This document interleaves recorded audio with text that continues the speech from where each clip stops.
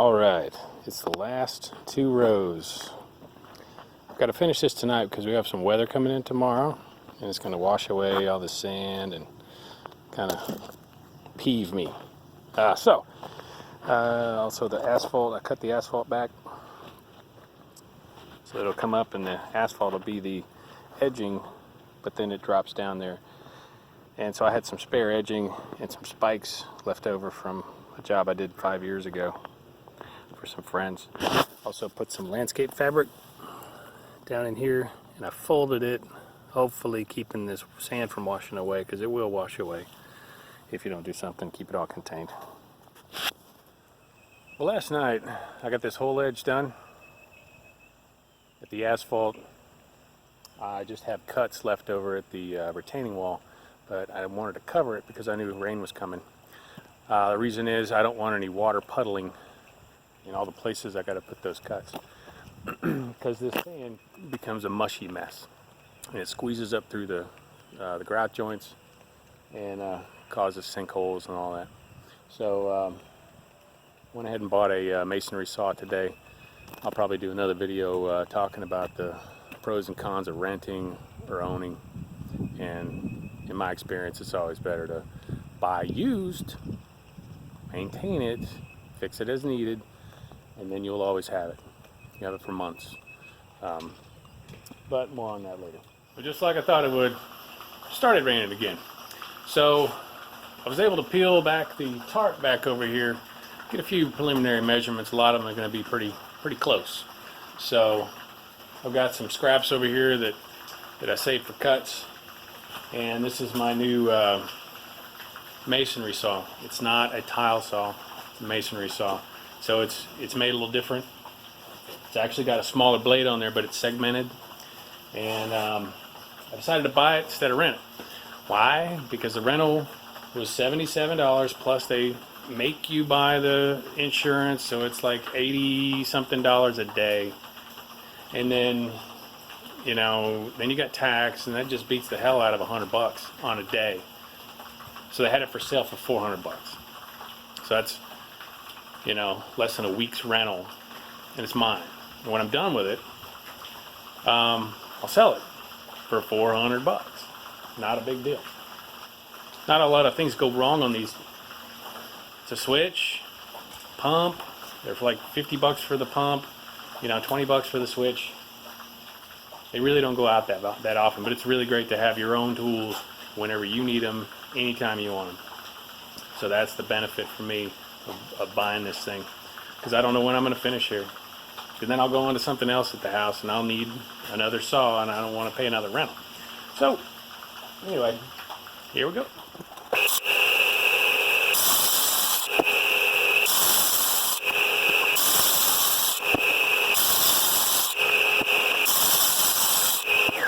Rain shows exactly why I'm putting pavers in. We have our old gravel driveway. Starts to fade off. Starts to go down in the ditch and wash away, and then you're left with mud. Not a clean line right here. Just unpresentable. You detail your car, your truck, your bike, and then you come in and you just go through a mud hole. That sucks. So when this is all done over here, be nice. No mud holes. I'm still not done tamping it down with the whacker, but you see it is flowing that way and out and gone. Okay, peeling back the tarp here. This stayed dry up here, so shouldn't be an issue. Now, as it drained this way under the tarp, and all the water pooled down here. So from here on, you can see there's some erosion starting to happen, and there's kind of a little animal in there, but it's really squishy. So that's going to continue to squish, and that'd be a good place to set any new pavers. So what I'm going to do is I'm going to dig all this out that's all wet. You can see this kind of got deformed down in there too. as it had air to drain against, right? So if the paver's on top, it won't drain away. It'll drain on top of the paver. So anyway, I'm going to dig all the wet stuff out from here, about here on, put it with dry stuff, and then set my cuts. Alright, time to put in the cut. So I've been running these cuts as I go. Just wanted to show, I leave it just a little high, like that, and just whack it into place until it gets to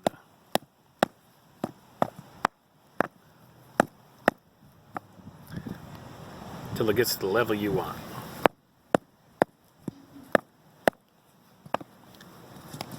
Then I'll go and sprinkle some sand around there. Push it in the grout joints.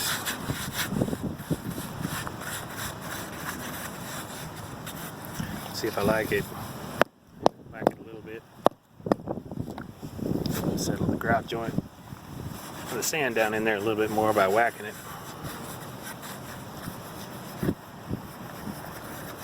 Throw some in the side there.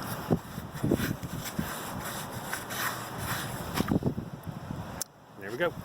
We'll just keep moving on. I'm going to test that one first with a smaller block.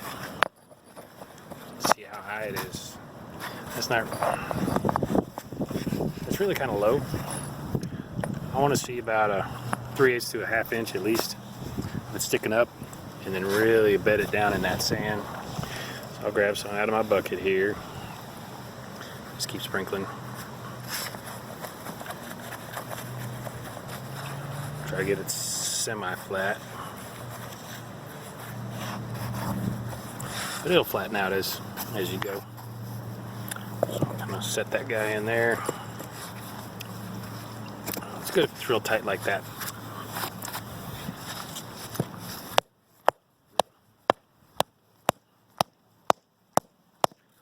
Using a rubber mallet, you don't want to use anything else.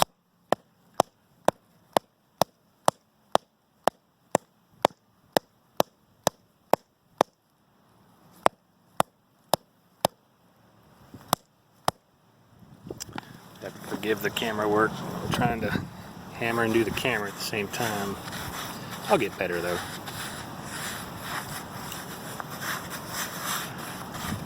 Alright, and just rinse and repeat for the rest. Alright, we woke up to a nice cool day. It was about 32 when he got up, and then it's still about 38 according to Elvis.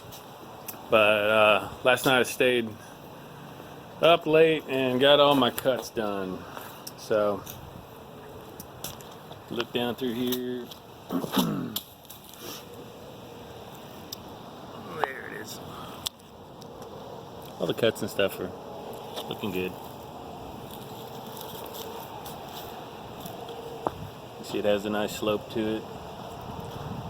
It starts at 0 there, and it slopes down because the retaining wall is level. Anyway, I'm gonna run the whacker over everything, compact it down.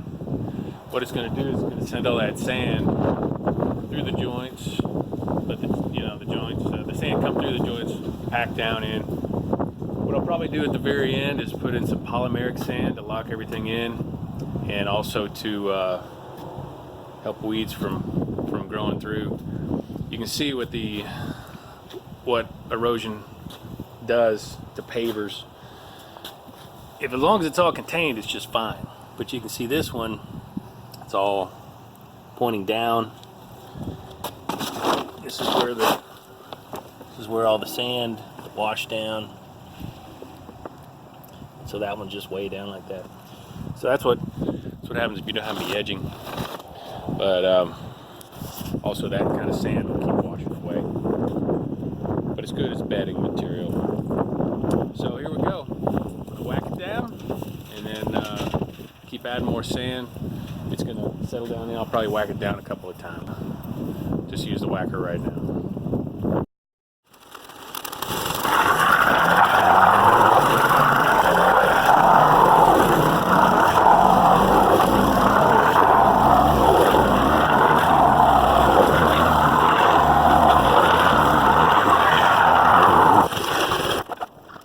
freshly compacted. As you can see, it broke up a lot of these grout joints as far as, you know, getting the sand separated there. What you'll also see is little water puddles happening where moisture is trying to get out of there. So be very careful. As you can see, this one a little high right there. There's some moisture there. So there's still water that's trying to get out. Eventually it'll drain out. But what I may do is go ahead and hit this with the little 8-pound square compactor and not run the whacker over it. I just don't want to have another sinkhole. That's what happened over here, where I had some moisture that was in the bed when I set it of sand. It came up through, and I'll probably redo that. Next step is basically to sweep in all the sand into the joints, let it settle down in there again until it won't settle down in there anymore. So it'll take a couple of times. I'll just let the sand kind of sit there for a while.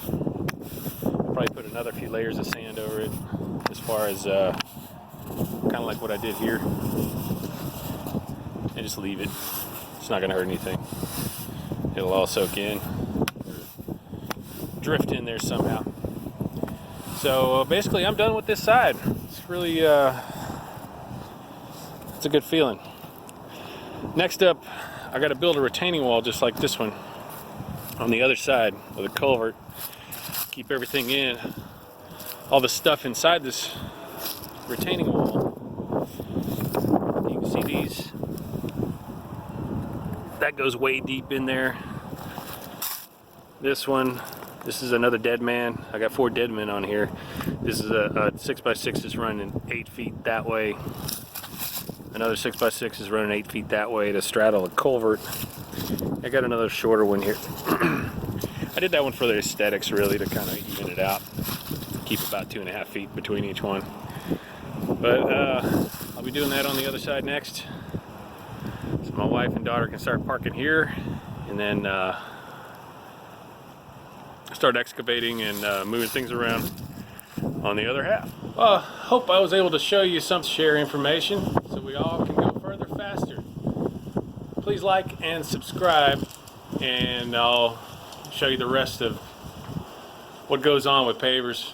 I've also be working on the front axle on this dude, so I've got another video on that one. You know, you're gonna have to maintain your own stuff, right?